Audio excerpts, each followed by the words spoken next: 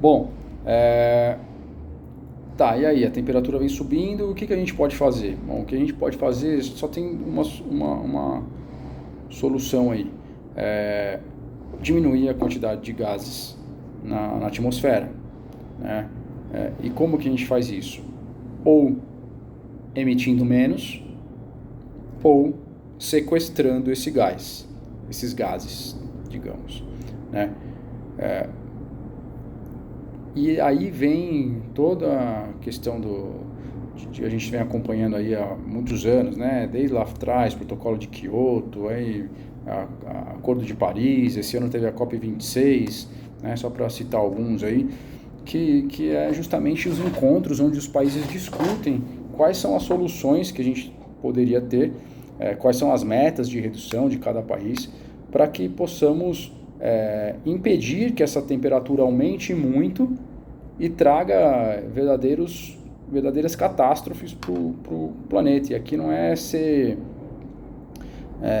querer ser apocalíptico, não, mas a gente tem situações muito sérias e que poucas pessoas olham para isso com o cuidado que deveria ser dado, né? Eu vou dar aqui alguns exemplos. A nossa temperatura subiu aí desde os níveis pré-industriais, algo em torno de 1,2, 1,1, 1,2 graus Celsius, frente à média dos níveis pré-industriais.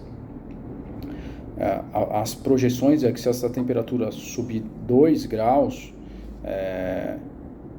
a gente tem situações terríveis para o planeta, né? Desde aumento do nível do mar, né, até os eventos mais críticos, né, os eventos extremos, né, de tempestade, de secas. Você imagina isso para a economia global, a tragédia que seria isso, né? Você ter cidades costeiras inteiras embaixo d'água, mesmo que seja 20, 50 centímetros de água, você inviabilizou aquela cidade, né? Você ter as regiões que são produtoras de alimento, de repente param de ser, onde não era vai começar a ser, enfim, vai ser um caos, né?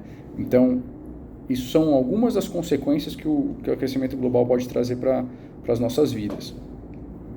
Isso sem falar que esses modelos matemáticos nem levam em consideração algumas questões tão críticas que não se sabe nem quais seriam as consequências, porque elas afetariam a resiliência do clima, né? Eu vou dar um exemplo aqui. Vou dar dois exemplos. As calotas polares. As calotas polares são brancas, refletem a luz do sol e refletem o calor também, né? Se a gente sai com uma camiseta branca lá no sol, tranquilo, se eu estou de camiseta escura, eu vou sentir mais calor. Uma vez que a gente perder essas calotas polares, a luz do sol tende a penetrar e esquentar muito mais as águas dos oceanos. Então, se você cria um ciclo vicioso, né? E nem se sabe quais seriam as consequências desse tipo de situação, né? A mesma coisa no norte, extremo norte, lá na Sibéria, no norte do Canadá, a gente tem os chamados permafrost. Permafrost são terrenos permanentemente congelados, né? Cheio de construção em cima. Nos últimos anos isso já tem afundado. Podem pesquisar, vocês vão ver um monte de cidade com um monte de problema, de ponte caindo, casa caindo, prédio caindo, porque esses solos estão derretendo. Só que esses solos, eles são riquíssimos em matéria orgânica pré-histórica, né? Você vai ter aí um monte de cocô de mamute, né? Entrando em estado de decomposição e gerando o quê? Metano, muito metano, mais metano do que existe na atmosfera hoje, né? Então, as consequências disso podem ser catastróficas, porque você entra nesse ciclo vicioso. Então, por isso a importância da gente estar atento a essas questões climáticas e buscar soluções, cada um fazendo a sua parte.